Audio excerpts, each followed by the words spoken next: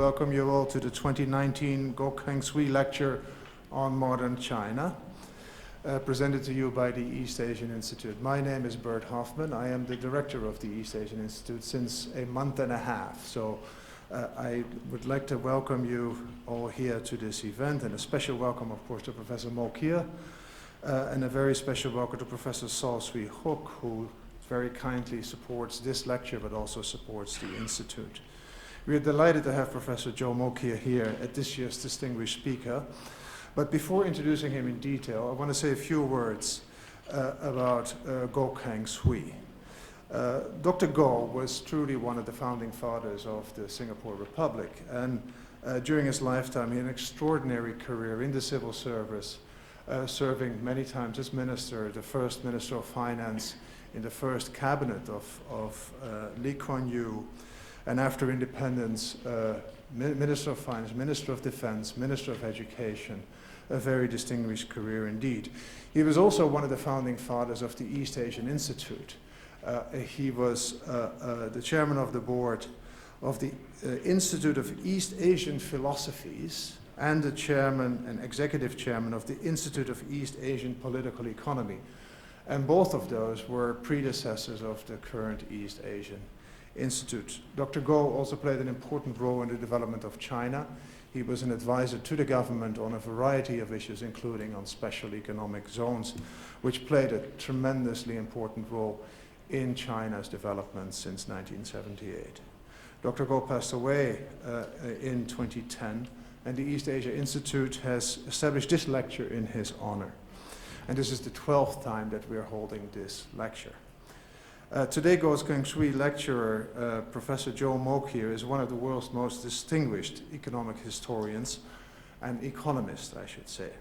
Professor Mokyr is the Robert H. Strotz, I can hardly pronounce it, is Professor of Arts and Sciences and Professor of Economics and Economic History at Northwestern University in Chicago, Illinois. He's a prolific author with over 100 books and journals published during his career, and he has received countless honors and awards and distinctions throughout his career. To name a few, in 2006, Professor Mokyr was awarded the biennial Heineken Prize by the Royal Dutch Academy. This is not about beer, this is about science.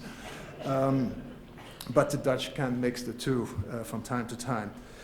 For a lifetime achievement in the historical science. And in 2015, he was awarded the Balzan Prize for Economic History, a prize only awarded once every 20 years. He's a fellow of the American Academy of Arts and Sciences, a fellow of the Royal Dutch Academy of Sciences, and a fellow of the British Academy, and of the Econometric Society and the Cliometric Society. And it just signifies that he is both a historian and an economist, and if you want, an econometrician. He also won a number of very important book prizes throughout his work. As a Dutchman, I'm quite proud that Professor Mokyr was born in the Netherlands. He is American, and he's full-blooded American, but his Dutch is still excellent and very fluent, and he still has all the difficult sounds that the Dutch make. He has them in his throat.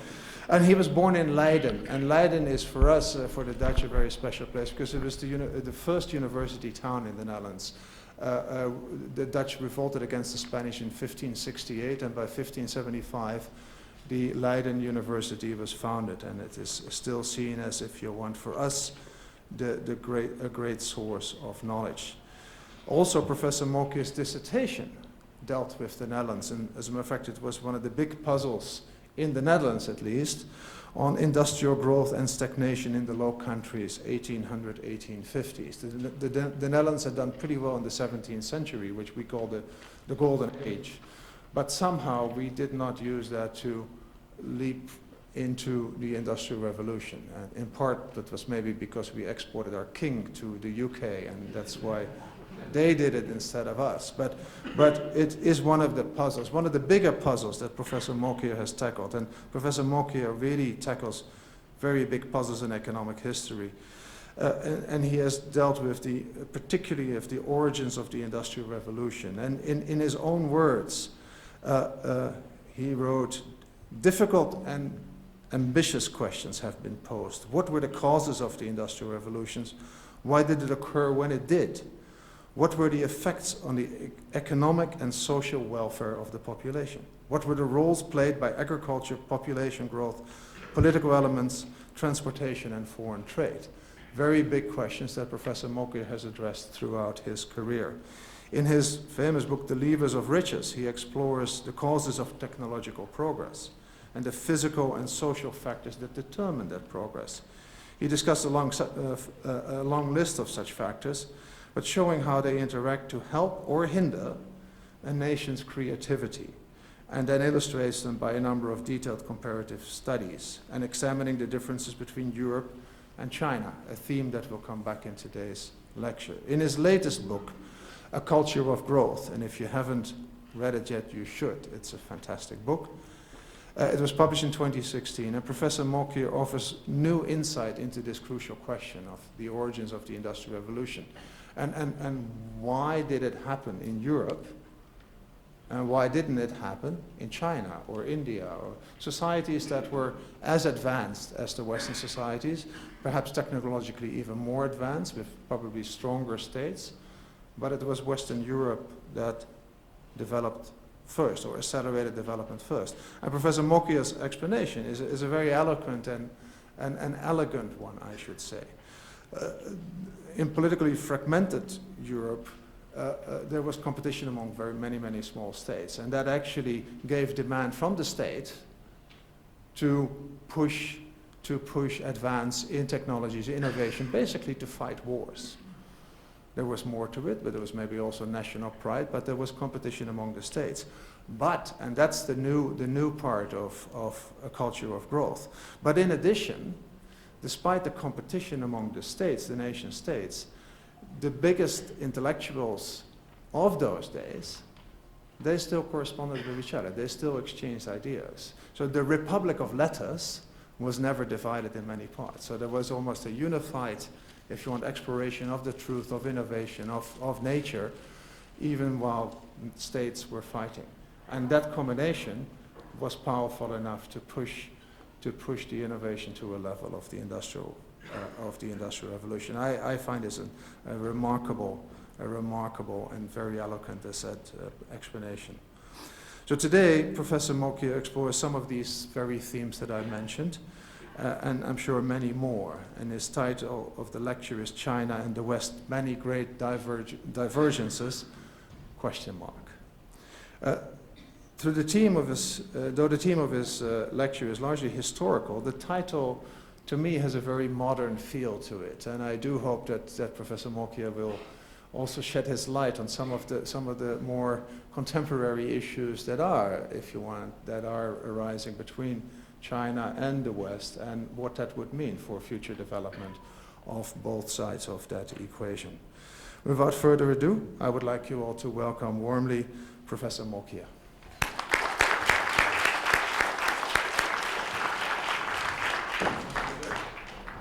Good afternoon, everybody, and I want to thank the East Asia Institute for inviting me for this big honor.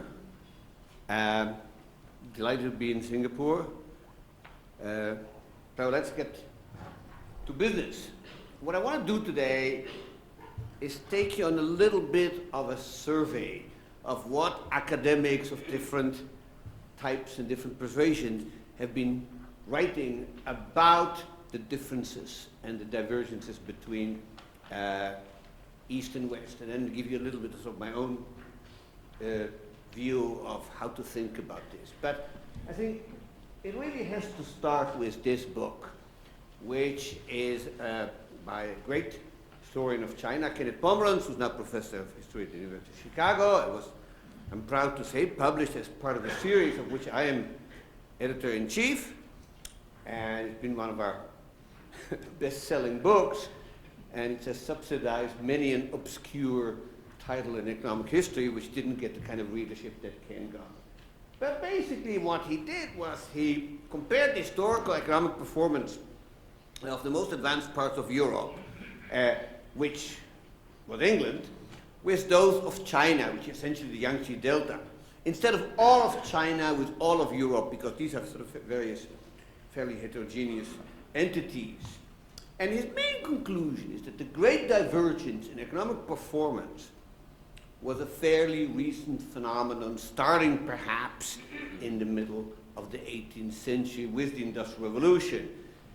And in this explanation, he came down first and foremost on what I would call ecology and environmental factors, more so than on culture and the successes that Europe had in science and technology. So very different from the approach, say, of David Landis's book, which appeared just a few years earlier, and as we'll see, came down very squarely on culture. And what it also, I think, drove home is something that I thought we already knew, that cultural richness, of which China had plenty, and commercial sophistication, which it surely had very much so in the 18th century, were no guarantees of sustainable prosperity. And so, as I said, it is basically the argument is that the increase in living standards started fairly recently, and that as late as, say, 1750, he could find no difference in these living standards between Europe and China, or actually the most developed parts in both. How much of that is still sustained now, almost 20 years after the book was published? So here are some more recent numbers that were compiled by a team led by Stephen Broadberry in England. And I hope you can all see these numbers, but this here is China. And if you look at the numbers, you see that, say, in what we call in Europeans think of as the Middle Ages. Of course, they weren't called the Middle Ages in China. It's more, this is essentially the Han and Song dynasties.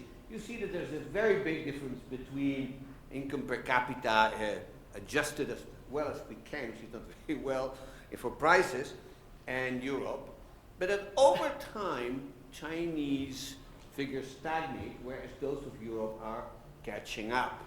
So this is probably the best that economic historians can do as of today in trying to compile little shards and fragments of data into something that looks like a coherent national income accounting.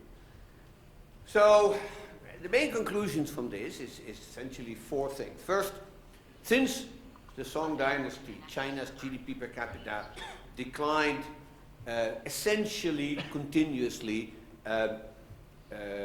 until the revolution of 1912, with maybe a mild, unsustainable recovery in the middle of the Ming dynasty.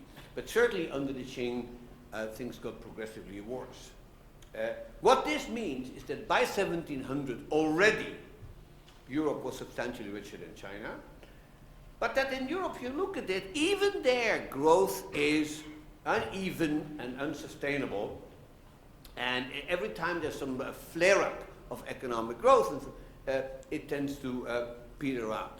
The only time when growth actually turned out to be sustainable is with what we call the Industrial Revolution. And that underlines a topic which I will not talk about today, but how the Industrial Revolution really changed not just the rate of growth, but the whole dynamic process and the engine that drove it. And finally, if you look at the data, the identity of the growing economies in Europe actually is changing. In the Middle Ages, it's mostly Italy, then it's the Netherlands, and finally it's Britain. And that change in economic leadership within Europe is itself, I think, an interesting phenomenon that may indicate to what the difference is between China and Europe. So I want to make one remark before I move on. Now, I wear two hats. I am a member of the history department and a member of the economics department, as Bert already indicated. And economists don't have such qualms, but among historians, there really is a bit of a reluctance of talking about the Great Divergence. This is even true about historians specializing in Chinese history. And what they say is that this reeks of what they call triumphalism, which implies that somehow the Europeans were more economically successful and civilized and more progressive than China. So it reeks of what they call Eurocentricity, okay? This, everything is compared with the European attainment. And I think the notion that somehow there's some kind of sort of inherent superiority of Europeans deservedly has a bad name, and this is not at all what I'm going to argue. And I think they're correct in stressing that you can't really talk about China failing, and I'll come back to that at the very end of this lecture. China didn't fail in the sense that they wanted to attain something that they didn't attain. Instead, their objectives were different from the Europeans, and that's what they achieved. What is clear about this, that it's not China that is a failure or any other civilization there was. There's something very odd that happened in Europe, and that, I think, the source of the divergence. Now, of course, economists don't have such qualms, and they laugh at things like Eurocentricity and triumphalism. But what is odd, if you look at the historically inclined growth literature today, you look at the whole literature of people like Gregory Clark, or Oded Gallo, or Charles Jones, they have a hard time understanding China. They never provide a very good explanation of these divergent directories. And yet, as I will try to convince you today, these are some of the more interesting topics in economics today.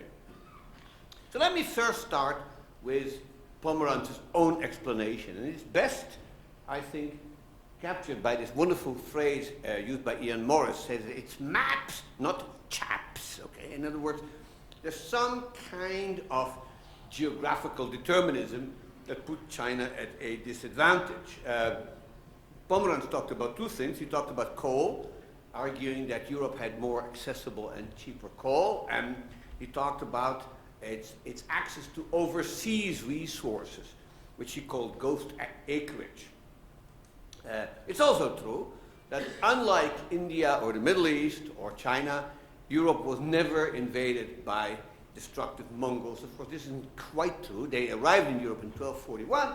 They beat up the Poles, they beat up the Hungarians, and they were, going to take over the rest of Europe. But then, for reasons that are not fully explained, they decided to go back to Mongolia and never returned. Had that not happened, who knows what would have taken place. But basically, this school of thought this tends to dismiss cultural and institutional factors and essentially think that intellectual factors were second order and endogenous to boot. So what you really should be focusing on geography. So I'm not big on geographical determinism and never have been in decades working in this profession. I actually don't think that geography is destiny.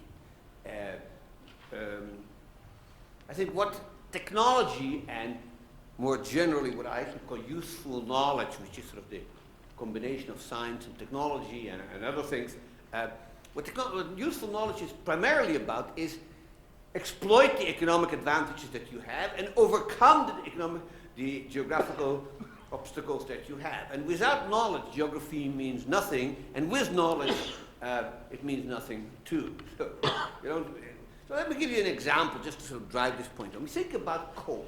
So it's often argued that Britain had this wonderful geographical location because they had coal and they had iron, both in close location, and that was a great advantage.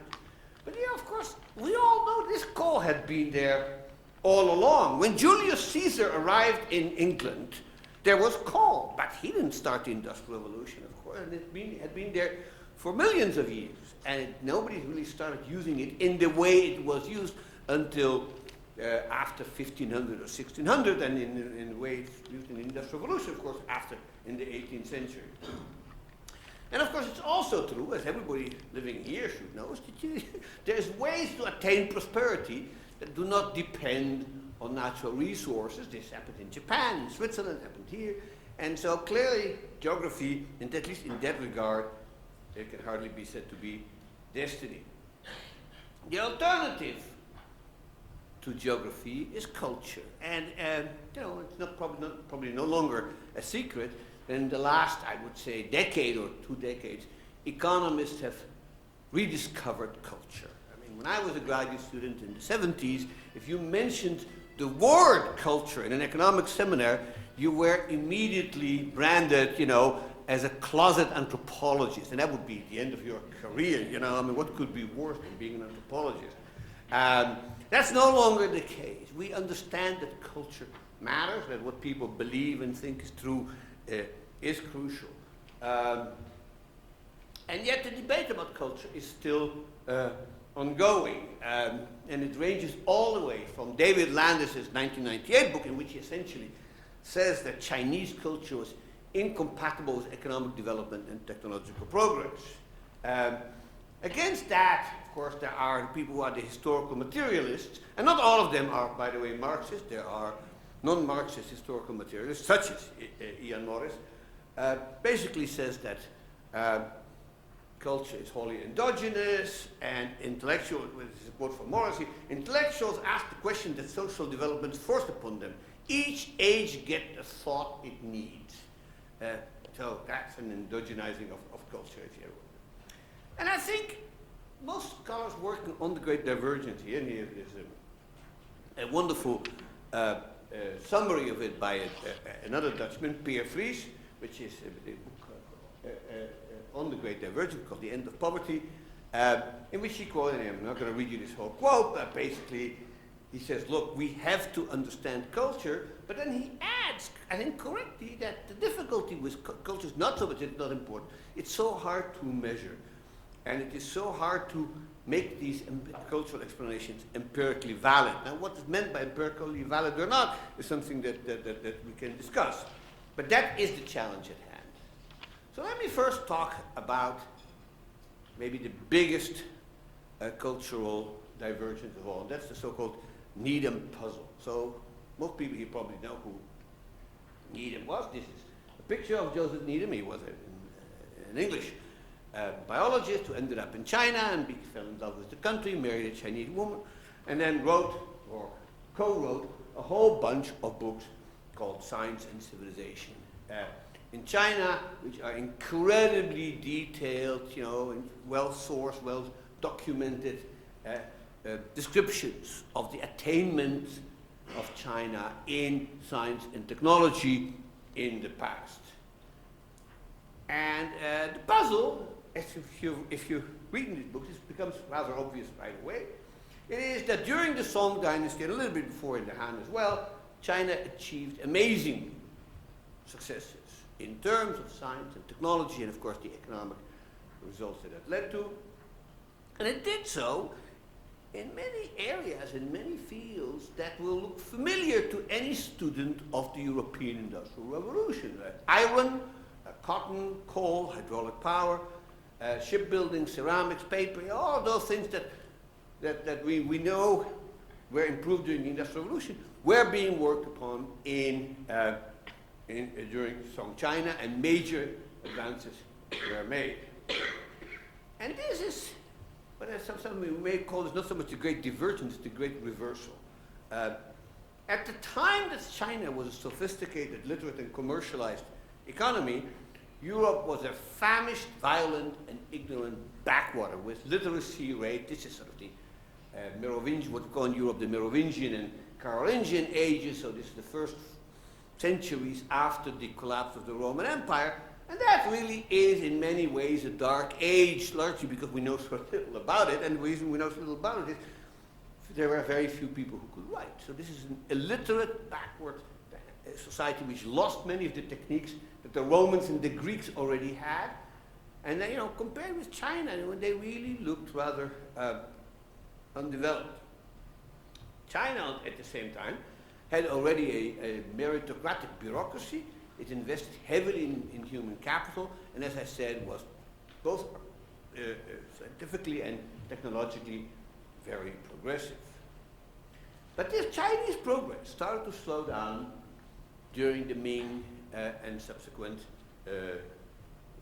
dynasties, and it came to a full stop, as we already saw in that table. And so as a result, and this was where the Needham puzzle really comes into full force, China did not experience a scientific revolution of the kind that Europe had in the 17th century, nor an industrial revolution as it had in the 18th century. These are not exactly the same, but they're often mixed up, but they should be really kept apart.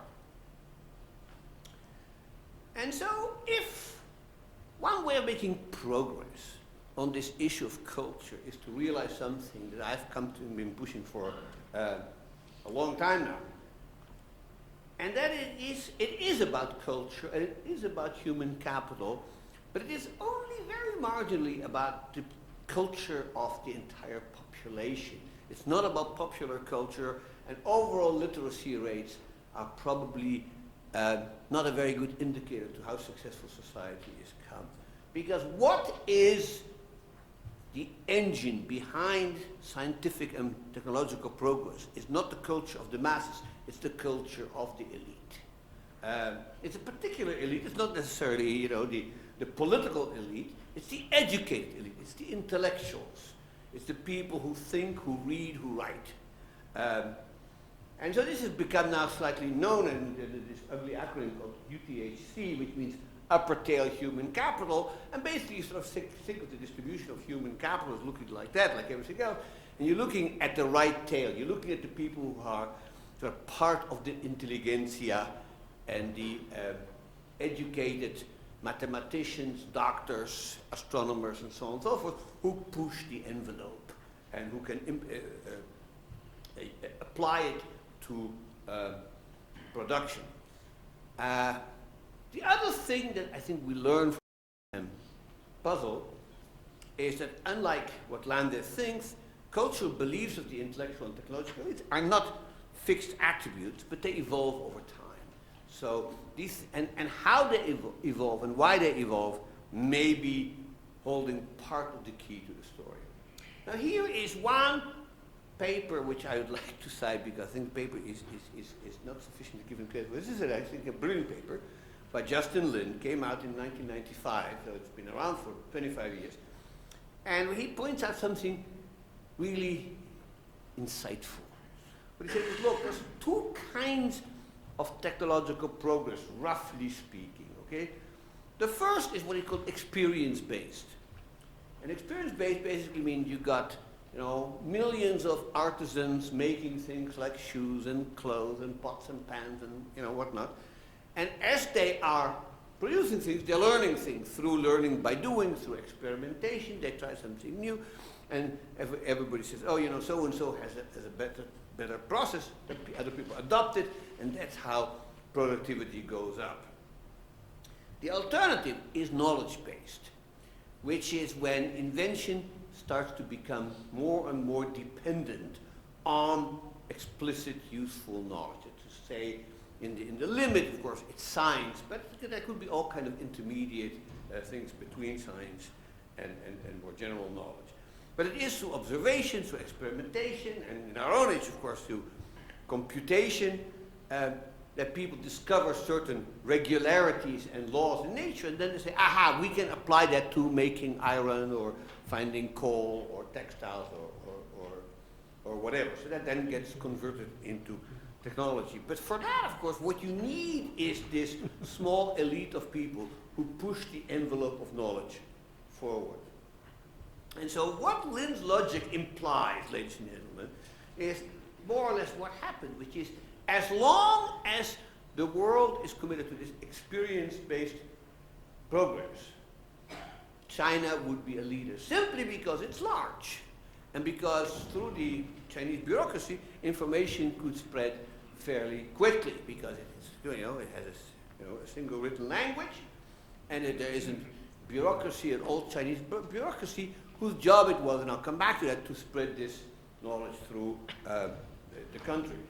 But when the world is slowly switching to a knowledge-based type of innovation, the Chinese advantage disappears. And then size matters less than the quality of these upper tail human capital. And I think that is maybe a key insight to understand what happened between two worlds. But of course, Lin's argument is missing something. It doesn't tell you in the first place why China's innovative elite was by and large absent. That these mathematicians and inventors and engineers proliferated in Europe and essentially cannot be found in China, or are fewer and fewer of them are found in the Ming and Qing dynasty. So we really need to know a little bit more about what's driving technological and intellectual innovation in the past, and ask ourselves not only about the economic divergence, but about the intellectual divergence. Now, I'm going to propose that the intellectual divergence has institutional roots. And what I mean by that is that this is not just driven by beliefs, it's driven by incentives. And this is very, economistic way of thinking about things, and we think that people are in the end respond to incentives. And the trick is, of course, to discover the right kind of incentives that matter.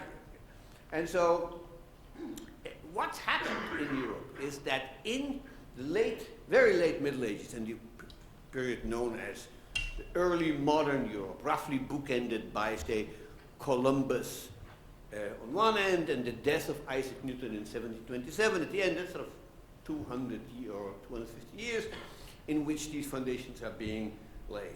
And these institutions, which I'll talk about in a minute, underlay a market for ideas.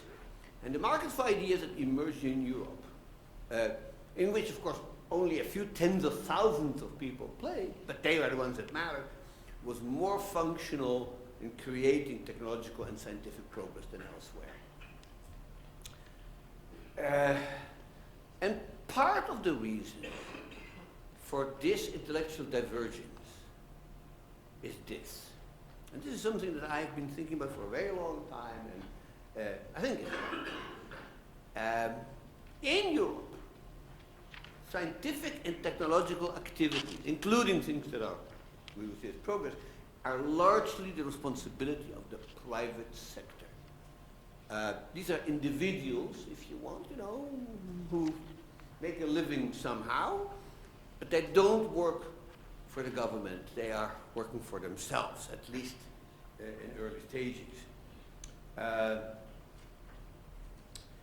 In China, it's primarily carried out by the bureaucracy, by mandarins.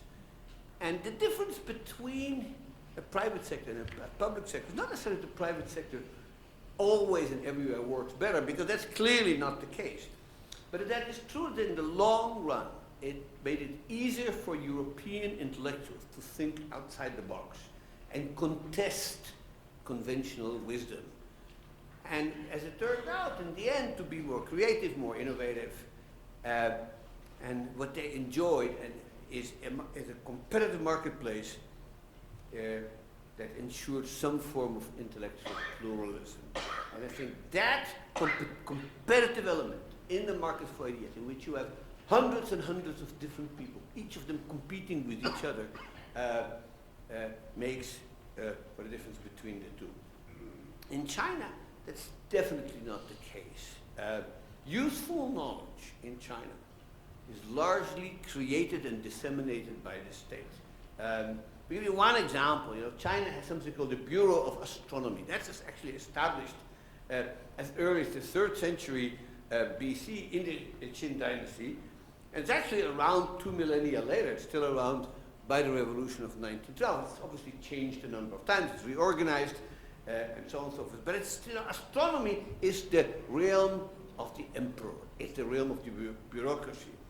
And then almost everything else that happens in China is initiated and carried out by officials. If you think about the great changes in China is the adoption of drought-resistant champa rice during the Song dynasty, which is entirely carried out by imperial officials. And if you look at agricultural progress, the great agricultural encyclopedias or handbooks, which explain precisely, how to grow a whole range of crops, and where there's at least 2 of them that are very famous. One is by Wang Jing, the other is by Zhu Guangqi, 300 years apart.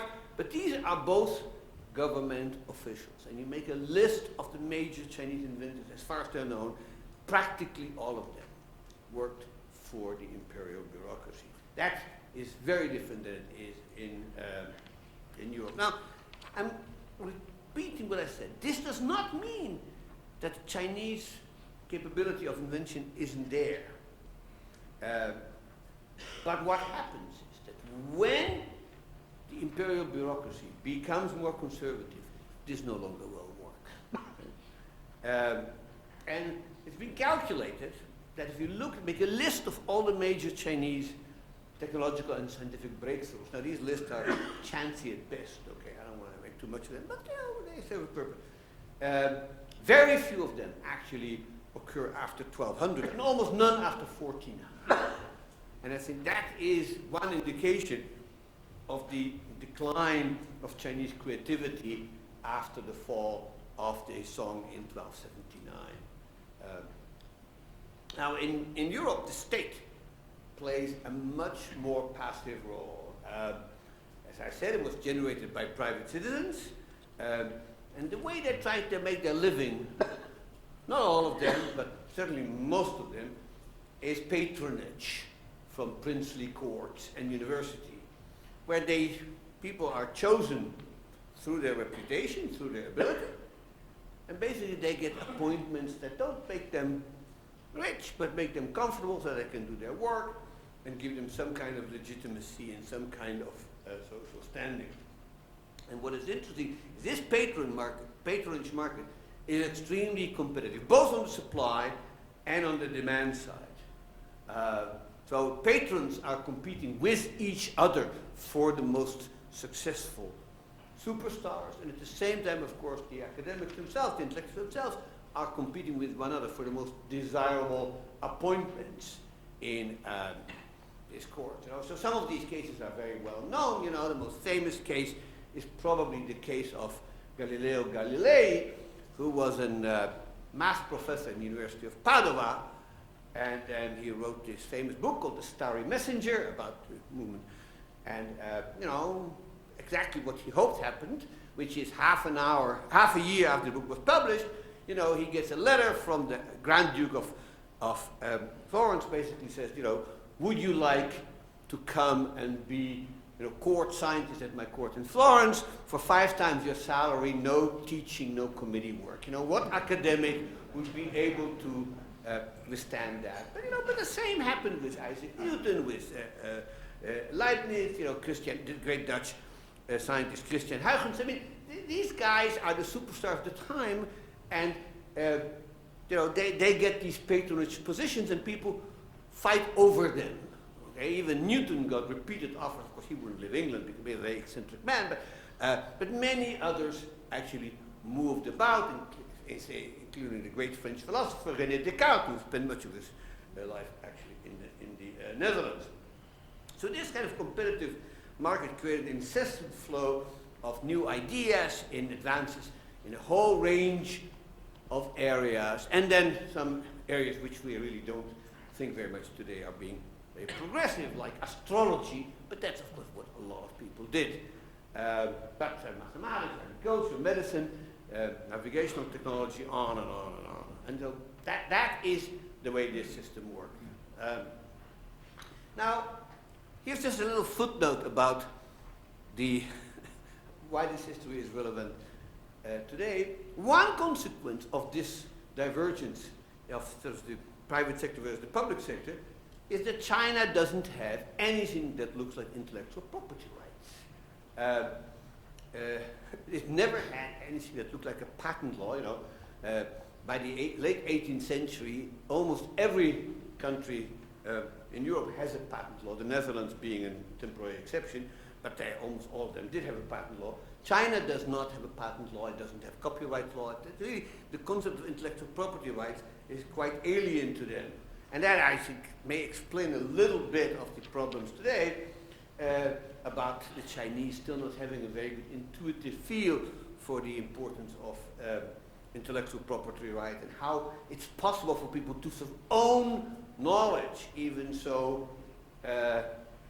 owning knowledge is somehow counterintuitive because it's non-rivalrous, right? If I give you some of my knowledge, I don't have any less myself. So even in the West, of course, the idea of intellectual property rights has remained controversial, but at least it's something that we've been living with for a long time, whereas China did not for this particular reason. The other consequence, and this is equally important, of the competitive market for ideas is that European rulers could not control the flow of ideas. So every country experienced some measure of reactionary elements, of people who would like to suppress new knowledge. And every language has a word for it, which is equivalent to the English word of heresy, right? So what heresy means, what's heresy? Heresy is innovation, okay? But it's innovation I don't like, because in some way it threatens me, okay? And I want to protect my turf, so I call it heresy, I call it apostasy, you know, in Arabic it's called bid'ah, Hebrew has a word, every language has a word for it. Now, this happens everywhere, and in most countries in Europe, this fails. It fails in large part because of coordination failure between the different European nations. So each nation has its people who are conservative or reactionary, but the conservative elements never can get their act together. And so if one country suppresses one form of new knowledge, it will simply go somewhere else. And that kind of phenomenon is elementary to understanding what happens in Europe. Now, one of the ideas that emerged in Europe at this time, you may dig deep enough you can find it in early, but it's really very, very small, is the fundamental belief that there could be progress in the accumulation of knowledge. That knowledge was not something that, you know, that was sort of a stationary process. Rather, it built upon previous knowledge, and so it got better and better. And that growth of knowledge would eventually lead to economic and social improvement, as well as to human development and all kinds of other things that may or may not have happened. But certainly for technological and scientific knowledge, this is, I think, a crucial insight.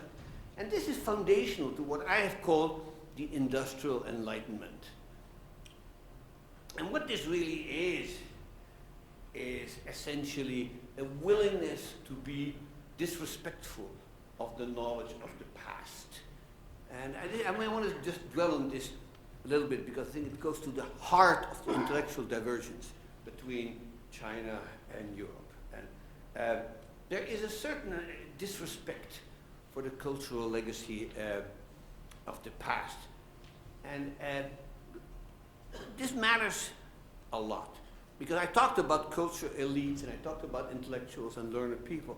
But one characteristic of almost all intellectuals in history is that they were conservative. They were somehow obsessed by the idea that the truths and wisdom that have been revealed to earlier generations, and to get wiser and know more, what you had to do is study what they really meant. And once you did that, you could be wiser. I mean, you know, that's actually true for biblical studies. People say, if you want to know something, just go read the good book, and you'll find the answer in there. Okay, so in Islam, it's of course the Quran and the Hadith, which is the sayings of the Prophet Muhammad. Among Jews, this was particularly remarkable. That basically, you know, essentially, there's a saying which I'm quoting here from the Mishnah, which says, this is from the Jewish Chazal, which Chazal basically means the earlier sages. And I'm quoting here: if those who were before us, Rishonim as they call, were like angels, we are but men. And if those who were before us were like men, we are like asses. Okay, this is a sense of sort of inferiority of our generation vis-a-vis previous generations. And this is something that the Europeans shook off brilliantly in that period between Columbus and so here is a quote I like. This is by the American philosopher Carl Becker, who says, a philosopher could not grasp the modern idea of progress until he was willing to abandon ancestor worship, until he analyzed away his inferiority complex toward the past and realized that his own generation was superior to any yet known. So this is what's happening in Europe after 1500, in which the great canon, the great wisdom of classical knowledge, starting with the great Aristotle himself, and then going down to, many other writers of the past, basically the Europeans were starting to take them apart and say, hey, we can do better. And this sort of becomes known sometimes, and this is sort of wonderful literature, as the argument between the ancients and the moderns. The moderns are people who are progressive, the ancients are more conservative. And people make fun of that. There's a wonderful book by Jonathan Smith called The Battle of the Books, in which he sort of pictures this as a battle between philosophers. But the fact of the matter is that by the time Swift was writing in 1704, this is over. The ancients have lost, and they lost ignominiously. And this, I think, is critical. There's nothing inevitable about this. It could have gone the other way, but it didn't. And this has huge significance because by the late 17th, early 18th century, essentially the suppression of heresy and of new intellectual ideas in Europe is over. There's still some window dressing and some hand waving and, poor Denis Diderot, they put him in jail for 6 months and then say, all right, now be a good boy from now on. 200 years later, they would have burned him at the stake. That's the change that happens in Europe. Now here's just a little bit going into detail. One of the unsung heroes of this battle is a Frenchman I really like. This is Bernard de Bovier-Bontenelle. These are his dates. He really lived to be 100. That's not a typo. Some people did. Every distribution has a tail. He's in the tail of that one. And now Fontenelle, God knows he's very few people work outside this intellectual history have heard of him. He was not in any way a towering original genius, but he was one of the most influential and respected academics of his time, and he was secretary of the Académie Royale for many decades, and really, was the guru of French intellectuals. And so among his writings that have still survived, which is not a lot, he wrote a little pamphlet about it called the Digressions sur les anciens et les modernes, an essay on the ancients and the moderns, in which he essentially made the point which seems so obvious to us today, but wasn't at that time, in which he said that scientific progress and economic progress were not just possible, they were inevitable. And that the future would go much further, and that one day the current generation would themselves be ancient, which of course is true. And so it wouldn't be fair and reasonable for posterity to do unto his generation what his generation was doing to previous generations. And so in the end, of course, came Newton, and Newton was the great innovator who created order in a world of confusion. And once everybody realized that he was right, I think there was little left of the ancient cosmology and physics that had once ruled the world. Now, I'm just mentioning this because Newton, in some ways, embodies the ambiguity that happened. This is not a clean process, ladies and gentlemen. History doesn't move like that. There's full of ambiguities and modifications, and for every step forward, there's a step backward. Newton himself claimed that what he had discovered, the Newton's laws, had already been known by the ancient Greeks, but had been lost subsequently. So he wasn't really improving on classical civilization. He was just rediscovering it. That's not true. The Greeks had nothing like it. But he just didn't feel comfortable to say, hey, we're throwing away all of the Greek knowledge. We do better than that. He felt ambiguous about it. Many people did, not Fontenelle, but Newton did. Now again, I hasten to add, there's nothing inexorable about this. This could have easily gone the other way. A few battles could have gone differently. The Great Armada could have succeeded, and we could have seen a Europe that was ruled by the Inquisition and the Jesuits in Northern Europe as well, and history would have been very, very different. In any case, of this kind of thing, nothing like that took place in Ming Qing China. And that is where we have to start if we understand the Great Divergence. There wasn't market for ideas, there wasn't networked and sophisticated elite, and there were many, many books. The Chinese were printing books centuries before the Europeans were printing books. But because this market works different, it yields different result. And much of it is the fault of this man. This is Juqi, the great Neo-Confucian philosopher who organized this school of principle, and he is widely regarded as, and this was Needham's statement, of the Chinese equivalent of Thomas Aquinas, basically who established a conservative view of the world by making all the writings of the past compatible with one another. The difference, of course, is that Aquinas' view of the world, which was making the Christian doctrine consistent with Aristotelian philosophy, 200 years after that was starting to fall apart, and by the 16th century it was broken up.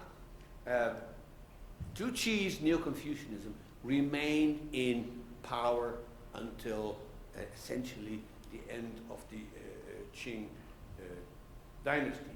And it is inherently and irreversibly conservative because it was based on learned tradition, on exegesis and philology and the study of books of the past. And so it was backward looking, it was family oriented, and it was restorationist. It was just essentially, this is the way it is, and if you understand it, read those old books and you'll know everything there is to know. And of course, the institution that made that stick is the famous imperial civil service examinations, which were already established during the Han, but it wasn't actually making Neo-Confucian doctrine the key to success wasn't really established until the Renzong Emperor and as part of the Yuan dynasty in 1313. And after that, essentially the imperial services examination established something that Europe never had, which is an unassailable monopoly in the market for ideas. And it makes heterodox thinking very costly, especially when under the Qing or Manchu dynasty. There is a paper which has been floating around a little bit by Koyama and by my colleague Melanie Chue, essentially pointing out how critical it was that this regime was able to persecute heretics and people who were deemed to be disrespectful of the status quo of the emperor himself. And so what happens in China, of course, is that this examination does more than anything else than to diminish intellectual variety and pluralism and set up barriers to entry, and made all education essentially standardized in studying the writings of the past and preciously little else. And so Nathan Sieveling, the great historian of Chinese science, has remarked that until the late 19th century, we cannot find in China scientists willing to abandon the values and beliefs that had evolved over thousands of years in the face of proven facts. And so a Newton, a Galileo, and Lavoisier, these people would have been unthinkable in China. So I'm going to say a few more words about the imperial civil service examination. Of course, success rate is extremely low. The lowest grade, only 1.5% would pass into the Shengyuan rank. And of those, then you could take the next exam, only 6% passed, and of those another 17%. So the ratio of making it to the top was something 1 in 6,300. But it was open to everybody. It was not confined to the people who are already there. So it did guarantee a certain amount of mobility. It did give China some modicum of meritocracy, but it is also an incredibly conservative tool. And even the people who failed, the 98.5% who didn't make it at all, still got these conservative values because they studied the same text everybody else studied. And so these people became then the low-level officials in their districts and clearly brought this conservative view with them. All right. Now let me talk about a slightly different divergence. I promised you many divergences, and I hope to get to all of them. And so this is about the socio-demographic structure of society, which is quite different from the one I talked about, but equally important. So this is a new book that's coming out by a friend of mine, Joe Hendrick, at Harvard, who Joe is an anthropologist, actually, although he ventures into more general social science, and you'll see this book. It's not out yet, but it's called WEIRD. Now, this is obviously a sales gimmick. WEIRD is an acronym for Western, Educated, Industrialized, Rich, Democratic Nations, and it's about how Westerners became psychologically peculiar and particularly prosperous. Joe has a knack for syllogisms, I guess.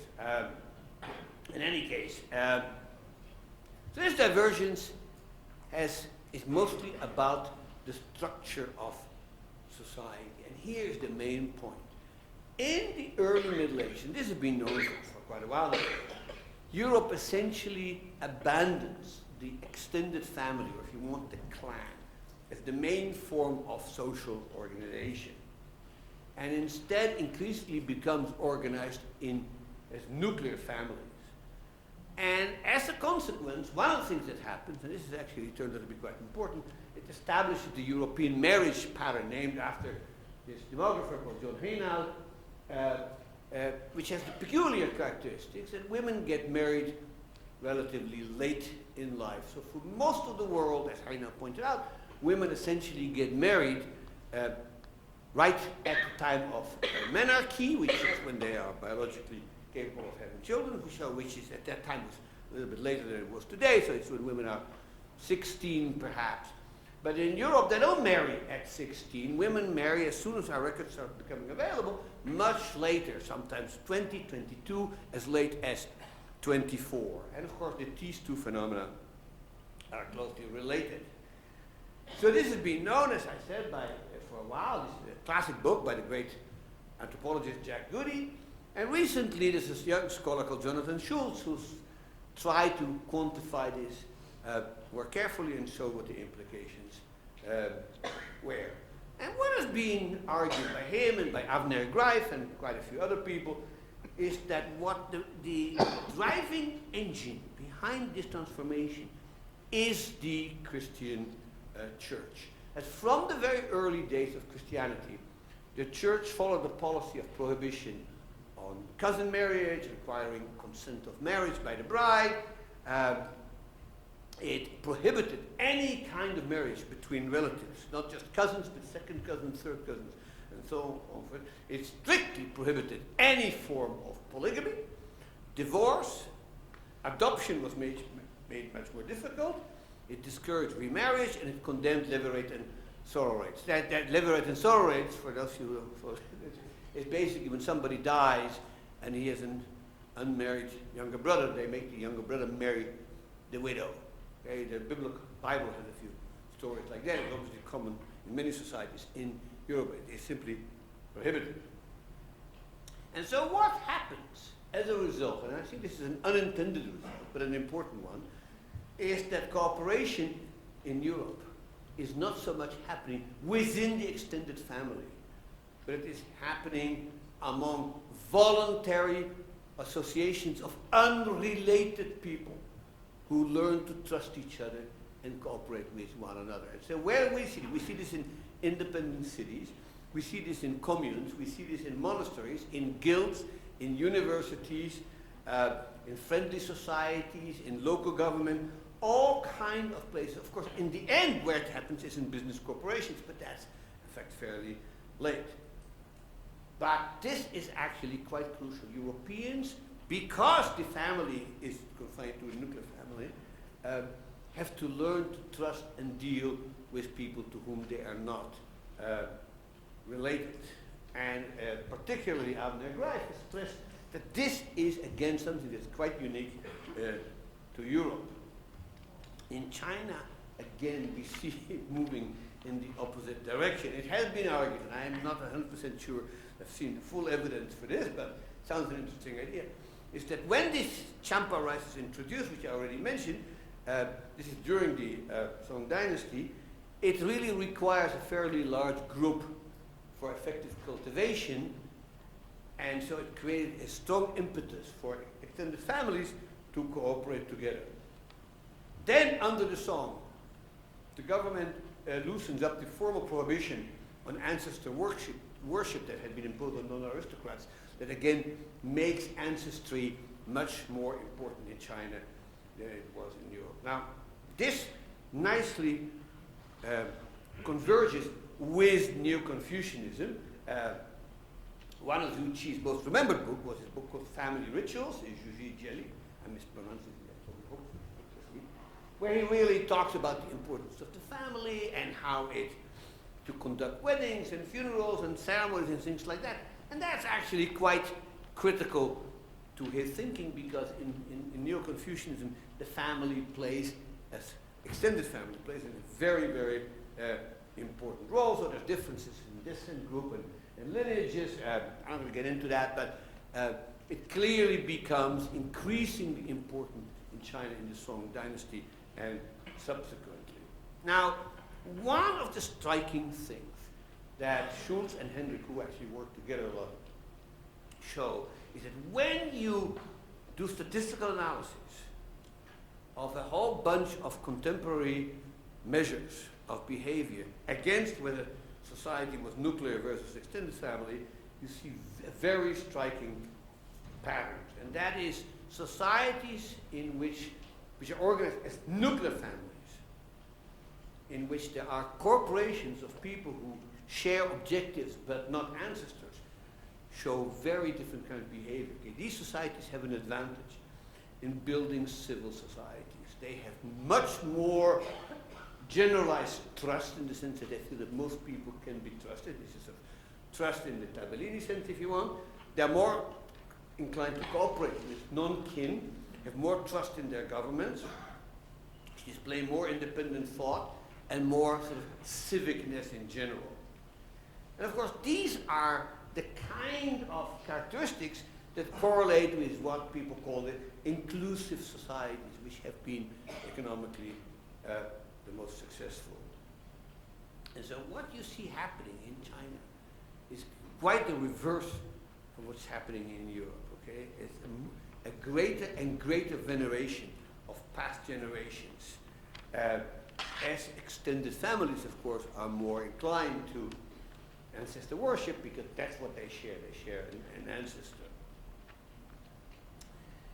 And so, in many of these institutional dimensions, the divergence emerges already quite early. One of the striking things is that, for instance, that Europe develops at some point joint stock companies in the, I would say, late 16th, 17th century with the explorations. But that these really aren't adopted by China and other Asian societies until quite lately. And the result is that China is really short of things like sophisticated capital markets based on private enterprise, because those things you really require you to deal with people you don't know and to whom you are not related and trust them. All right, here's another different great divergence, which Bert already mentioned and told you. In 1279, essentially China is united by Mongol armies after the great naval battle of Yamen, and essentially since 1279 China has remained a single political entity. In Europe, the reverse happens. The Roman Empire falls apart, say in the middle of the first millennium, and it never, ever recovers. And so this, as many people have pointed out, may well be a crucial story. There's a new book coming out by a Stanford historian called Walter Scheidel, which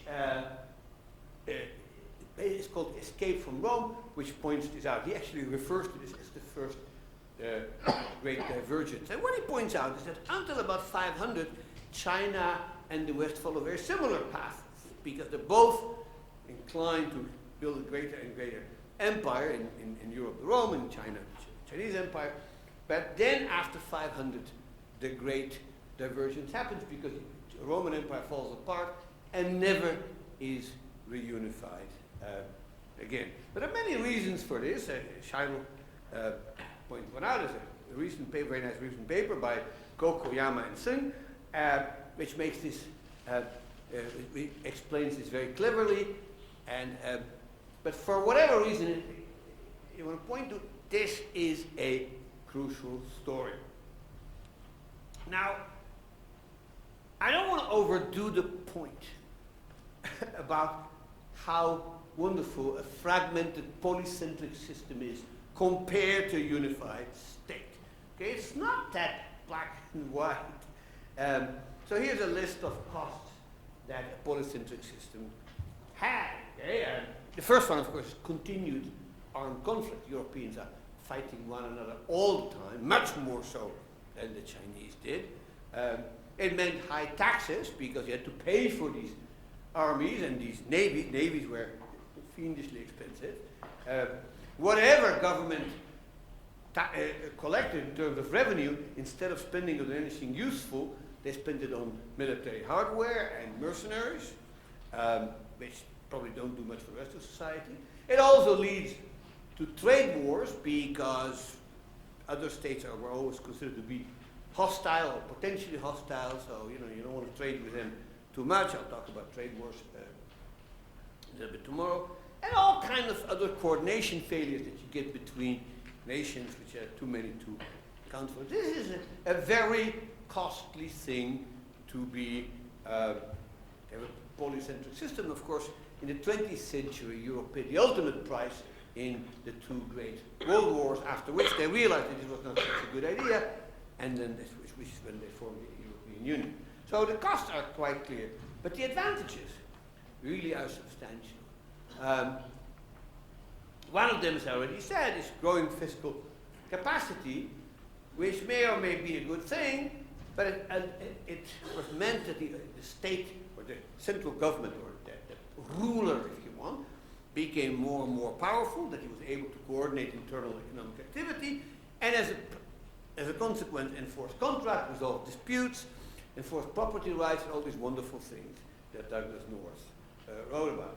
It also is, this I already talked about, because of the polycentricity of Europe, there's no monopoly in the market for ideas, and highly mobile intellectuals and highly skilled workers, of course, made for a competitive market in ideas.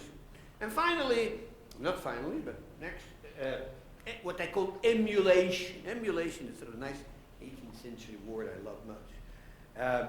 And nobody wants to fall behind, right? So everybody's looking at what their neighbors are doing and say, oh my God, they've got better ships, they've got better cannon, they've got better muskets.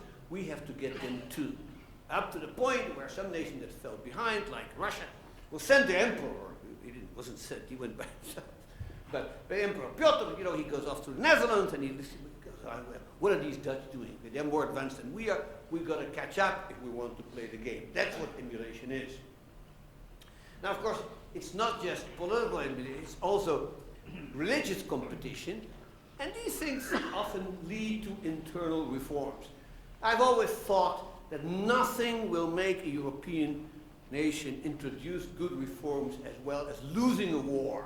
I mean, the best thing that can happen to you is lose a few wars and you'll have a much better country. Russia famously liberated the Serbs after they lost the Crimean War, and Prussia reformed its civil service after they got beat by Napoleon. I mean, I can give you other examples, but you get the idea. One of the things that Europe has that the polycentric system does, which I think has been underrated, is the existence of successful city-states. I mean, it's a bit of a chutzpah to come to a place like Singapore and tell them what a great thing an independent city-state can be. But of course, in Europe, these things go back all the way to the early Middle Ages, and then very slowly start vanishing. By now, it had basically disappeared. But for hundreds of years, independent city-states were at the cutting envelope of commercial and technological development. They also, of course, made states invest in certain kinds of infrastructure, like transportation. And if you want, I'm not sure how high I am on this, is that continuous war makes for better military technology. This is the theme of the book by Hofman. It did lead to probably the great military advantages that allowed Europeans to defeat first local princes in India, and then, of course, beat China in the Opium Wars and subsequent conflict as well as Africa and so on. Okay? Above all, and this returns to the theme I had before, technological and economic progress does not depend on the whims of one ruler or dynasty. All right. Now let me talk a little bit about political divergence. It's not just that Europe is divided into many states, and China after 1279 is a single state. It's also that the state is different. But it isn't, it's more powerful in Europe. Now, you know, Larry Epstein, the late Larry Epstein, I should say, this guy, basically thought that was a great thing because the states served enforced law and order, property rights, solved coordination problem. No, I must say, I'm less sanguine about this. You know, what is these, I mean, you read the history of these kings and princes and, you know, so these are primarily mafia chiefs, if you want. Essentially, they are predatory, violent entities who play these sort of zero-sum rent-seeking games through warfare, through piracy, through protectionism. They invested very little in infrastructure at least until the 18th century. On education, public health, they did practically nothing. And you know, they did a little bit about encouraging economic development, but most of it was misguided. So they were getting much better, and I'll show you in a minute, in raising taxes. But you know, there are people who think, gee, is raising taxes the mainspring of economic progress? But it's clear that whatever it is, and this is the point that's made by Tuan Hui, by Tyson Zhang, by Debin Ma, by a whole bunch of people who basically point out to this incredible reversal between West and East. And here is the main fact I want you to take home with you. Okay? In 1100, sort of at the peak of the Song dynasty, state capacity in China was vastly bigger than it was in Europe. So Scheidel points this out in a very nice line about this, in which he says, in the 11th century, China was ruled by the most formidable empire of the world. It contained 100 million people. It employed over 1 million soldiers. Nothing like that even remotely existed in what once had been the Roman Empire. Certainly not in what it used to be European provinces.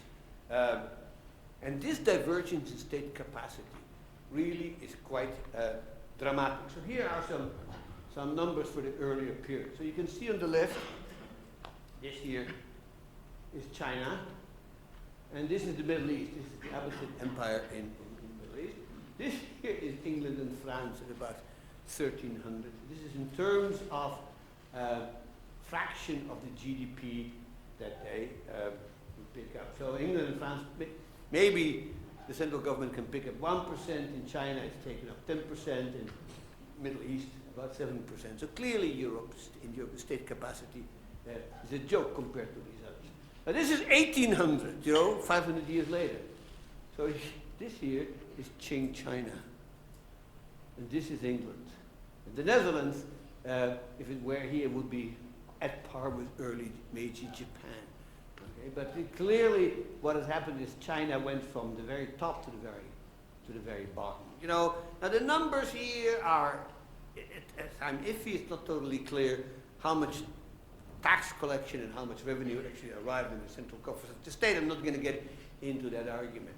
But no matter how you play these numbers, this is, you know, the mother of all big reversals. Okay, here are some numbers that I collected from a variety of sources, and this is, if you look at the, you know, per capita, say, look at the middle of the 18th century. This is per capita revenue expressed in terms of daily wages of unskilled urban laborers. And here's how you look here, and China is about 2.25. The Ottoman Empire is about 2.5, say. And here's the Dutch Republic, you know, 24.1. I said it was going to be very high. But even England is more, you know, almost 4 times as high as China, Spain, France, even Russia. All of them are way collecting more from their citizens than China. This is, ladies and gentlemen, a very different type of political system. Now, what's more, it isn't just about collecting revenue. One of the things that is absent in China, perhaps for this reason, perhaps for other reasons, is that it never develops and this is a big deal in legal history, of course, anything that looks like a coherent, standardized body of civil law. So most disputes, commercial or otherwise, are supposed to be resolved by negotiation within the clan, or by the wisdom of a trained administrator, typically a magistrate, based on moral principles and cultural norms, but there isn't really a formal body of law like common law in England and its continental civil law that emerges in Europe.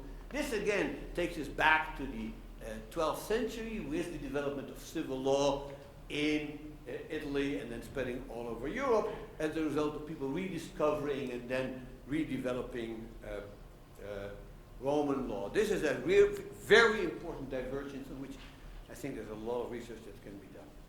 Okay, I'm coming to the last divergence. This is the divergence in urbanization. And again, much like this, what I showed you about politics is true for urbanization. It's not so much that China de-urbanized. It didn't. The proportion of people living in cities as well as we can establish it, which is not very well,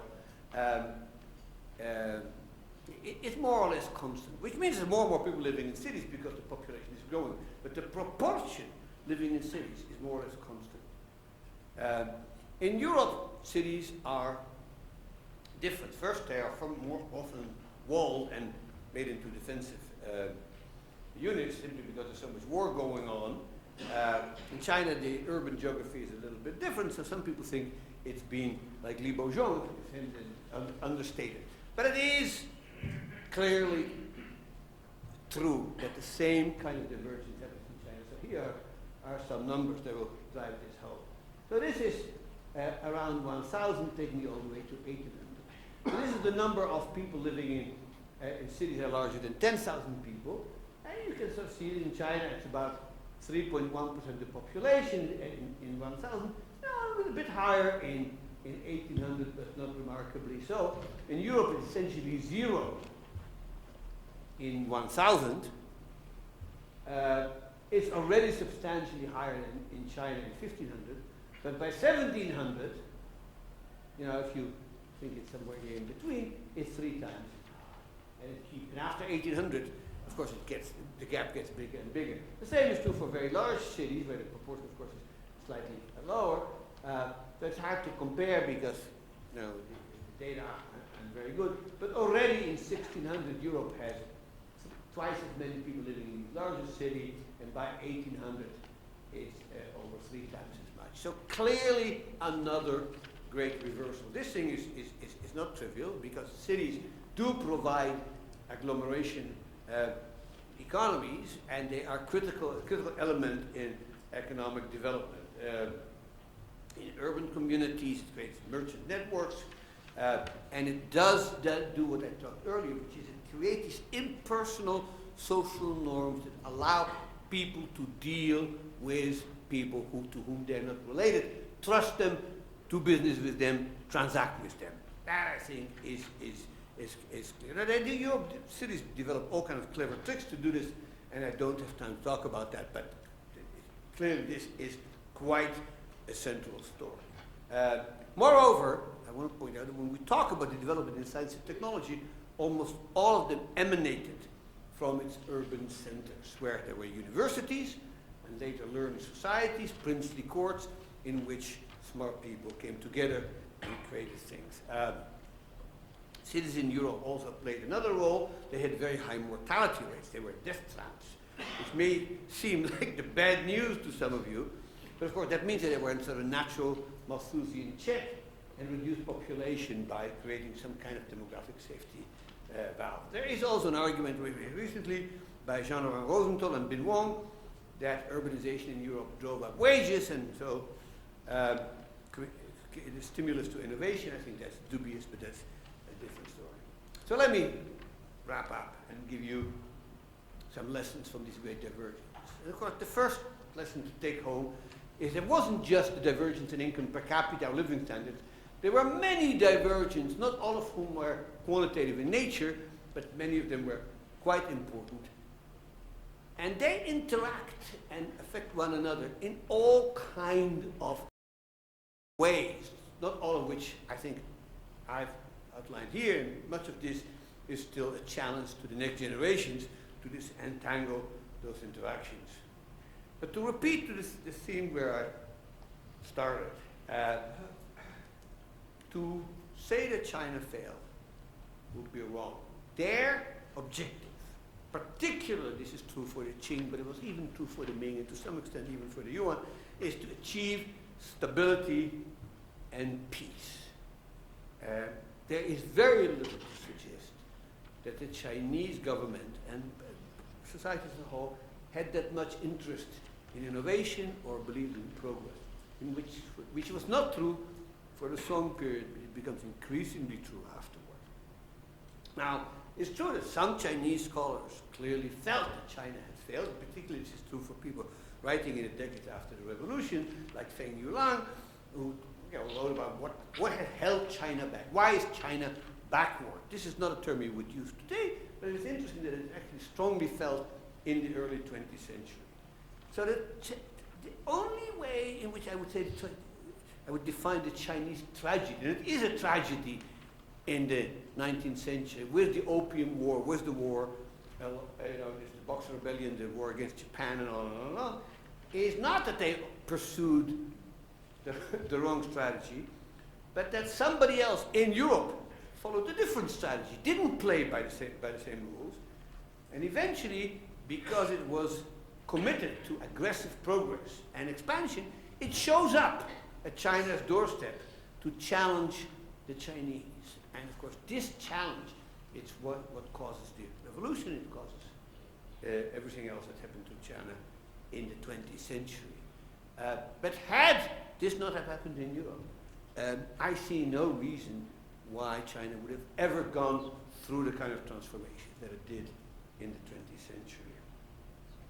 And the other thing I want to point out, and I've said this before, but it's really important, there is nothing inexorable or inevitable or ineluctable in what happened in Europe. These are not deep and immensely powerful factors that are baked into its geography and location or inspired by monotheistic Christianity or somehow harking back to ancient Greece and Rome. Instead, I would say, the centuries before 1750, so this early modern period, were an age in which a number of contingent, if not quite accidental factors came together, and they launched Europe upon a unique and at least, I would say, unlikely historical dynamic that's never seen before. That did, of course, happen only in Europe and nowhere else. And so China didn't fail. Neither did Hindu India or the Muslim Middle East or fragmented Africa. But perhaps against heavy odds, Europe went into a different direction, and history would never be the same. Thank you. All right, so if there's any questions?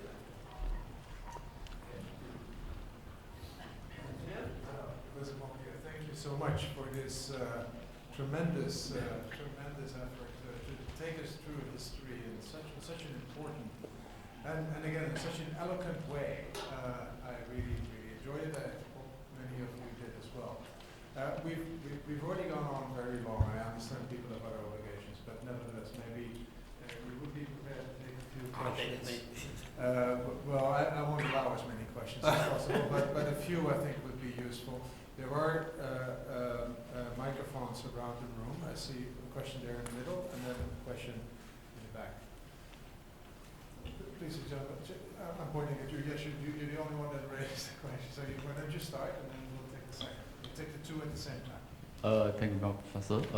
Thank you for the very fascinating talk. I'm Ong Chang-wei. I teach in the Department of Chinese Studies at US. Well, I have many questions, but I will just limit myself to one. Right? You mentioned earlier that in your talk that knowledge in China was disseminated mainly through the government agencies of the bureaucrats, thus resulted in the lack of competitions and innovations. If that's the case, then how do we account for the huge popularity of private publications on cosmology, statistics, history, geography, government that were hugely popular among the reading public? Private academies. Sorry? Did you say private? Publications. Private publications, right? So published in their private capacities, right? So, I mean, you did mention in your talk in passing that, that there were many books, right? But you seem to downplay their significance, right? But especially in how they challenge the state orthodoxy, right? So, in fact, if you look at the most successful intellectual movement since the Ming, Wanyanminism in the 16th centuries, Jingshi statecraft studies in the 17th centuries, Kaozhen scholarship in the 18th centuries, right? They were more or less, in one way or another, trying to challenge the basic premise of Zhuxi's philosophy, right? So, so I'm not sure whether I agree with you that the Chinese intellectuals were less rebellious than their European counterparts. I never said that it was less developed. What happened here is, the answer is, I never would argue that there aren't challenges to the conventional wisdom and the intellectual monopoly of neo-Confucianism in China. In fact, I have a long, in the book that Bert mentioned, I have a long chapter about, the Chinese Enlightenment. And my argument never was that there aren't people in China who think differently and who challenge. It's that they don't succeed. That they really do not end up overthrowing the conventional wisdom the way it happened in Europe. And I think that is critical. That happens in China, of course. Eventually it happens, it's inevitable, but it happens only in 1912 with the revolution, in which the whole theory, actually the examination system is thrown out a few years earlier. But by that time, everybody could see the game was up. Okay, but it takes to the 20th century. Now, some, as I'm sure you know, there are people who challenge the established wisdom in China, and there is an inquisition and government persecution. A lot of people are very concerned and worried about being arrested for sedition or subversive knowledge. Now, the debates that you're talking about and the various Chinese things are mostly about details of interpretation. They are not challenging the fundamental philosophy on which the Chinese bureaucracy is built, or this examination system. And so I would never want to describe the Chinese market for idea as stagnant, and there's a lot of disagreement and people argue, but there is an argument within the framework that was that the conventional wisdom poses on detail, and there are people who want to break everything. And in Europe, there's a large number of intellectuals who want to break everything, and that does not happen in China. So it's not about the lack of change at all, it's about the resilience to large-scale changes that keeps China back. And that, I think, is the result of the political system. My name is Shaw Babu. I'm visiting fellow here at the Institute. And thank you very much for such a fascinating presentation.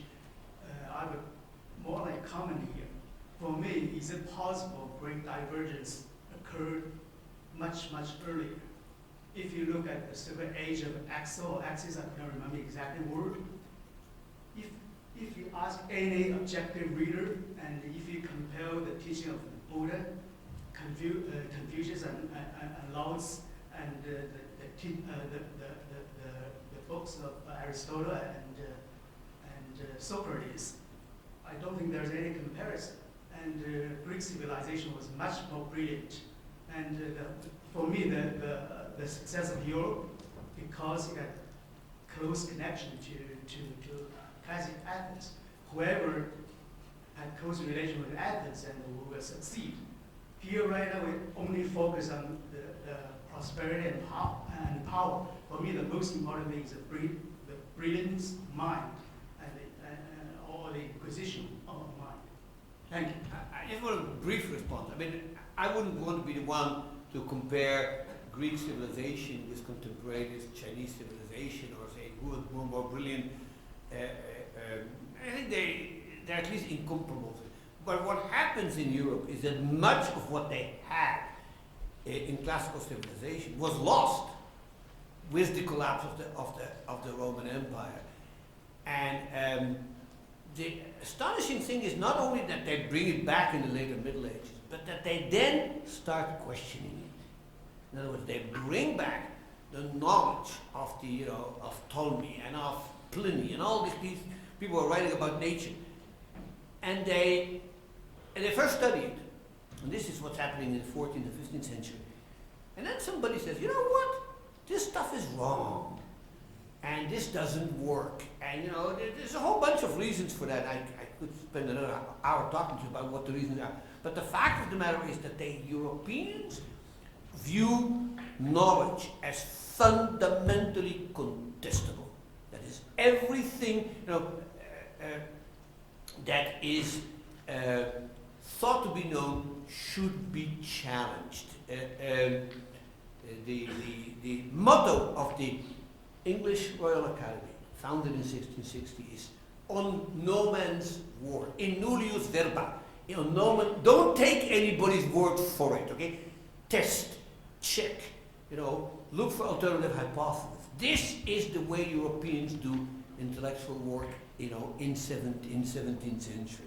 That is very unusual, and I think it's critical, and it's still true today.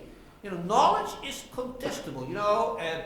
Newton was considered to be God until people, Einstein got around, and now Einstein's supposed to be God, and somebody will refute him. Everything can be refuted. Everything can be contested.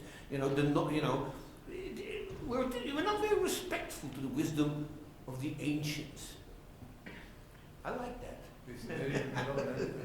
First the lady in the middle, she was first, and then Professor Wang, and then Professor Young. Thank you so much for the very insightful talk.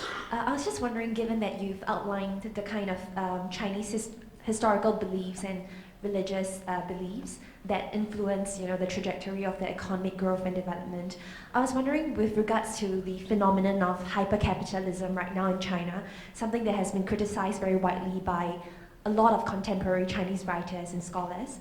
I was wondering if you can elucidate some reasons why that undergirds this phenomenon. Why what? The rise of hypercapitalism in China, the obsession with money, and something that has been very widely criticized by a lot of contemporary Chinese literature writers. I must admit, I don't deem myself to be an expert on contemporary China, and this is not exactly what I study. But I want to make perhaps one point that is related, which is I would never in my life tell my students or anybody else that Europeans were successful because they invented capitalism. I mean, you didn't hear me mention that word today, and I rarely ever use it. China, by any sort of definition of capitalism, I think it's hard to say that capitalism is less developed in China than it is in Europe. It's a different kind of capitalism, but it's capitalism in the sense that people are driven by material motives, and people don't leave money sitting on the table, and they drive hard bargains, and they're very commercially sophisticated. All the studies that we have show that in terms of trade, particularly internal trade, China has nothing less good than what Europeans have seen, even as late as 1800. So it's not a matter of capitalism, it's a matter of other things. And so I don't think that I would want to comment on the statement that China is more capitalist than Europe, or whatever is exactly meant by hyper-capitalism. But this is not a society that has ever been, in that sense, under commercialized, like for instance Africa was, or other part of the world. This is a very commercial country. I mean, remember one thing: the Chinese were the ones that invented paper money. I mean, this is, I mean, if there's anything that stands for a sort of a capitalist institution, it's fiat money. And the Chinese invented that, you know, in the Song Dynasty. I mean, Europeans didn't get onto that game until really full time, until the 19th century.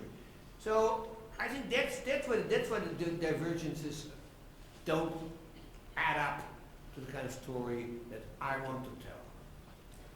Professor Mokyr. Thank you very much, Professor Bert. That was absolutely fascinating, and you have drawn, in fact, so comprehensively from all disciplines. And under your framework, the intellectual divergence, you have actually able to bring together a whole range of divergences, political, economic, social, cultural, and you have religious, other matters. You managed to put them all together, and it's not inevitable, but something happened in that peculiar case of Western Europe 500 years ago. But I want to go back to something else. There seemed to be something else underlying it. There's a question of timing. It seems to me that the divergences that contributed to the ultimate divergence came from roots which are different at different time. They entered the human brain as the human intellectual divergence that you concentrate on. They were at different times. In other words, each time there was a divergence, it was also drawing upon roots which are much deeper. It was not something that was invented or discovered at any one time. They were all rooted in something different.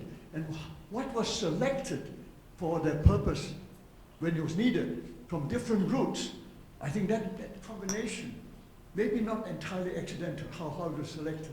That there are roots, for example, in your Greco-Roman past, or in the Catholic Church, or in the great city-states. The fact that you were always in small units and the fall of the Roman Empire is also deeply rooted in some of the heritage of the political systems before that. Why they did not have a centralized empire. There are even geographical determinist elements in it, whether we like it or not, that made it possible for example, China to be a single unitary state, where Europe would have been very, very difficult with the geographical distribution of land and water and so on. So I want to say the timing of how these different elements flowed into a moment when they were brought together in your period from end of Middle Ages to Renaissance, they came from different roots. How to evaluate those roots? Where did this flow come from, and how it was selected at any one time? Which part of the roots would help them make the progress?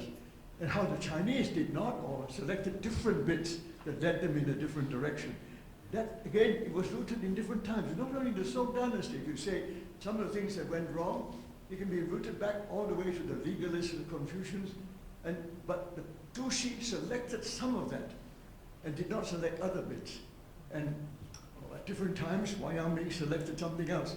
But the Europeans at different groups, before they were, and partly because they were distributed more widely and not under one central government, selected different bits from ancient history, from different political philosophies, religious backgrounds, and so on. So I wanted to ask a little bit about the timing. To what extent this question of what you select from different times made a difference to the final, as it were, evolution that occurred in Europe? Now that's a very deep question you're asking, and I'm not really sure I will be able to give you a satisfactory answer. To some extent, I would think timing in history is almost always rather contingent. That is to say, it often depends on circumstances that set one thing in motion that leads to an escalation. So the timing has been argued to be determined by things like climate change and changes in weather pattern that happen that then cause, for instance, the Asian steppes to become drier and forces the nomads of the steppes, Mongol, Turkic people like that, to start moving simply because they can no longer feed their animals. So this is one driving factor. Another driving factor that's also quite exogenous is the Black Death. So both China and Europe are very heavily affected by the Black Death. It's been argued by many scholars that in fact the Black Death in Europe, which is more or less exogenous, drives many of the changes that we're talking about. For instance, this demographic change, this marriage pattern, has been argued in a bunch of recent papers to be driven by the changes in women's status in Europe, which resulted from the Black Death. So the Black Death, climate change, things that are external to the system, but they're not causal in the sense that once the Black Death had very different results in China than it did in Europe. And now, I find that the issue of timing of intellectual change to be extremely difficult. And I really have very few answers. Why does the Newtonian revolution happen in the late 17th century? Well, because Isaac Newton published Principia in 1687, but that's a bad answer, right? But I don't have any other. Maybe somebody like Newton is born only every 500 years, and we just, it's just a matter of luck. I actually don't think so, but you could make an argument. But in a way, the timing is indeterminate. What I think, where you have a very important point, is stressing the sort of past dependence of intellectual change. That what happens is the result of things that happened earlier. But I would say, and you made this point correctly, is choices are made. And the fact that certain choices are being made should not blind us to the fact that other choices might have been made and that what happened was inevitable. This is hindsight bias. This is things that because it happened, it had to happen, but it didn't. We know history teaches us over and over and over again that sometimes fairly small differences can have momentous outcomes. The rise of Russian communism in 1917 depended on extremely accidental factors. Had Gabriel Princip, aimed his gun differently, the Tsars might still be there. I mean, this is a classic example of the butterfly effect, right? Teeny tiny change and history is altogether different. I think even with the history of massive societies like China and Europe, every once in a while, fairly small differences may have led to cascading effects. And I think it's the challenge of historians to try to unravel that. And it's very hard because we don't have enough data, and it's very hard to create counterfactual scenarios of history as it might have been, but never was, because you do that in the history department and people laugh you out of the room. You can't. This is very, very unprofessional. But we need to think like that if we're trying to establish anything that looks like causality and effects in history. That's the way I think about it. But I don't have a very good answer as to why there were. Maybe just one more point. This is a provocative question. One of the things that I think makes a difference, particularly in Europe, is the weakening of monopoly. This is a big theme in economic history that can be applied to many things. It would be true for the world of high tech today. Monopolies tend to wear themselves out. And the one big monopoly that sort of cut its own throat in the Middle Ages is the Christian Church in Europe. Okay, they have a powerful intellectual monopoly in the 11th century, and then you get the Great Schism, and you get the Avignon Papers, and in the end, that makes Reformation almost inevitable, simply because the Church was so corrupt and so rotten by the late 15th century. And I think had the Catholic Church being able to reform itself, as it did eventually, before the Reformation, things would have turned out to be very different. It's the weakening of intellectual monopoly that causes many of the things. And in China, it weakened as well, but there never was enough successful opposition until 1912, until the revolution. I think may be crucial to the story of time. I'm very glad you bring in the religion, because it was on the tip of my tongue, because that for me was the trigger. If you can doubt something as fundamental as your religion, for which for centuries, for 15 centuries, it goes one way and there was one truth, and then suddenly there is no more one truth. I think that is enormously powerful intellectually to start doubting many, many more things. So I'm not saying it explains everything, but it is a very important factor as far as I can see. Bernard Young, please. And if we have time, we really have to get out of here by 6 o'clock. So the gentleman in the middle, I hope that we have some time. Bernard first. Okay, thank you, Professor. Really, thank you for a brilliant lecture that string many factors together to allow us to have a better way to understand this complicated phenomenon, or actually very complicated phenomenon. My question is related to the Ming Dynasty. Two things in my mind, and you mentioned some of them.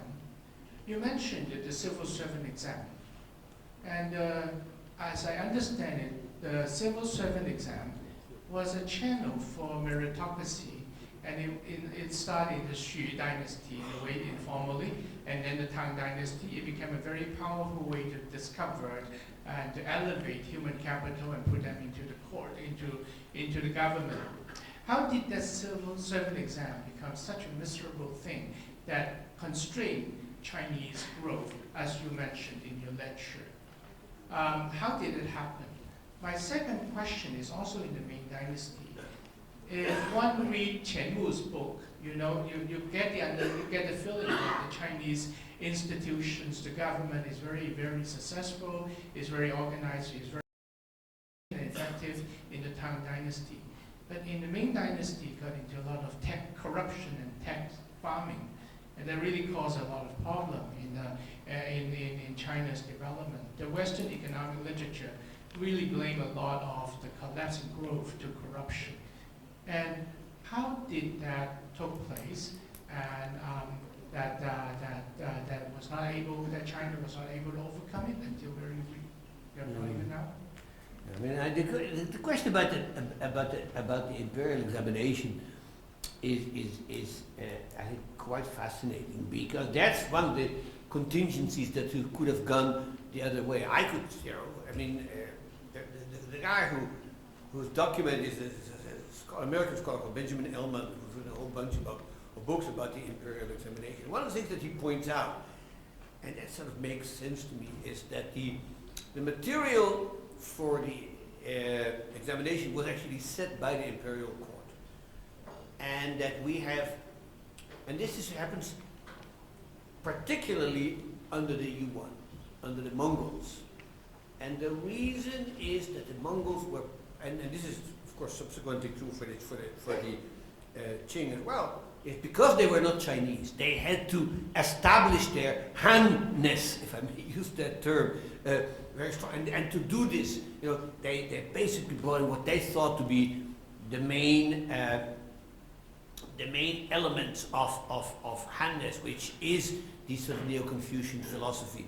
For the Ming, the story is really more complicated, because it's true that the examination remained as they were, but the Ming seemed to be much more than the Qing after them to have an interest in Western knowledge.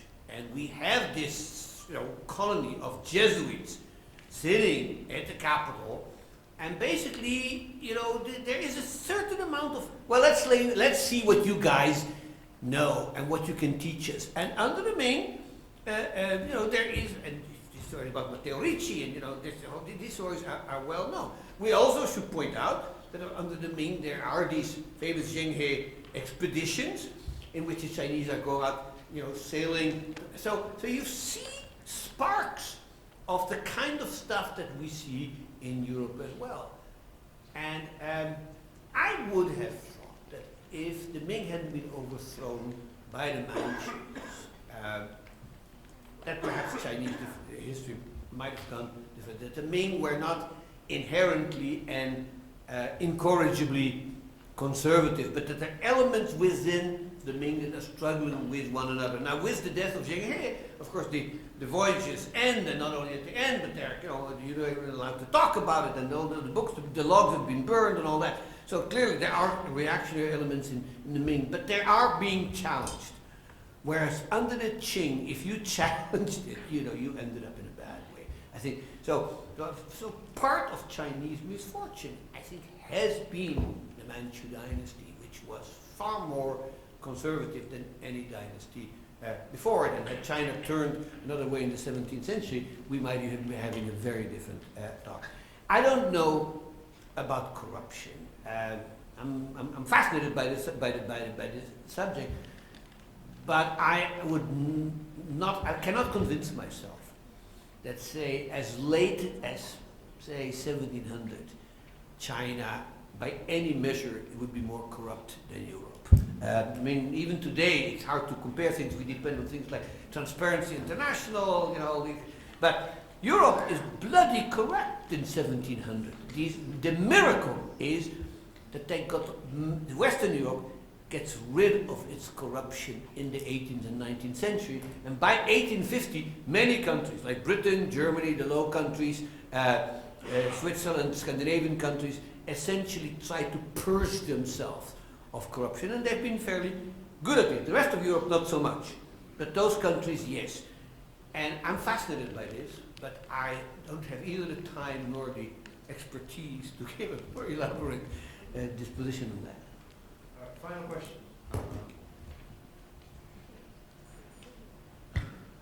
How did European colonization and imperialism... You need to speak closer to the mic because we can't really hear Okay. you. How did European colonization and imperialism further contributed to the divergence between China and Europe? I have a minute to answer a question that deserves an hour later. My sense is, this is a big theme in Pomerantz. It's an even bigger theme in the sort of new history of capitalism and all that. And everybody says, Europe got rich because they exploited the rest of the world. And strictly between us, I think that's bunk. I think it's bunk. I think until 1800, what Europe got out of the rest of the world, I mean, it was valuable to them, but you can't say it changed Europe. I mean, what did they get? They got sugar in large quantities, so they got rotten teeth. They got tobacco, so they got respiratory disease. They got slaves, but the slaves didn't end up in Europe. The slaves went to the Caribbean and South America to grow the sugar that rotted European teeth. They got porcelain, which most of which broke on the way, but which you can't say changed. I mean, they got spices, which were probably important in certain silk. I mean, the colonial trade was far more important because of what Europeans learned than what they imported. What did they learn? They learned to grow potatoes, they learned to grow maize, they learned to eat tomatoes. I mean, and they got syphilis. I mean, they got a whole bunch of things out of the New World that they didn't have before, and that in many ways were very useful to Europeans. Coffee, tea, not from North America, but they came from.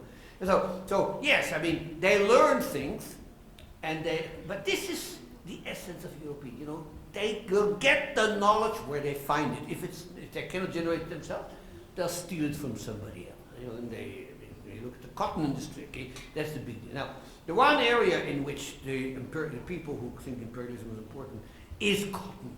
But cotton is an industrial revolution product. In 1750, the cotton sector in Britain is really small and non-existent anywhere else. And so you can't blame or credit, depending on your point of view, colonialism with European growth. Instead, I would say, it's putting the cart before the horses. European expansionism and colonialism is the result of a certain state of mind, a certain attitude, a certain competitiveness within Europe that also brings that other thing. Remember one thing, much colonialism in the 17th century and the 19th century is driven not by economic interest, it's from internal competition. Like, we need to get that part of useless Africa because otherwise the other guys will get it. You know, Sudan, you know, Cameroon, Namibia, all these useless, well, useless in terms of a European, right? Not for the people who live there. But this is what's happening, okay? It's part of the interstate system, the competitive state system in Europe, that they go out and they do these things. Sometimes they pay off, like say the Dutch adventure in Indonesia. Sometimes they don't pay off, you know, like the German expeditions in Tanzania, you know, things like that. So, but it's all driven by internal competition. So this is a symptom, it's not a cause. That's how you think about it. Well, on that, we're ending up with the Dutch again, which I'm very pleased by. And they're actually, one of the theories in Dutch literature is that the Netherlands didn't develop, lagged afterwards because they were so obsessed with their colonies and trade from those colonies, and they forgot about the Industrial Revolution. The potato, I do think, is an underrated and underestimated findings of the New World, because it did allow another agricultural revolution to deliver calories in a very efficient manner through potatoes, which therefore allowed a much bigger Maize is the same thing. maize and which allowed a very big urban population. So a lot of accidents come together in an intellectual climate that I believe was conducive. Well, this was, for me, it was absolutely fascinating. I hope it was all for you. I see most of you stayed, so that is a fantastic sign. I thank all of you for staying and for coming. I'd like to thank once again Professor Saul for his very generous support to this lecture and for the East Asian Institute. And of course, please join me in giving a big hand to Professor Mokyr for his fantastic lecture.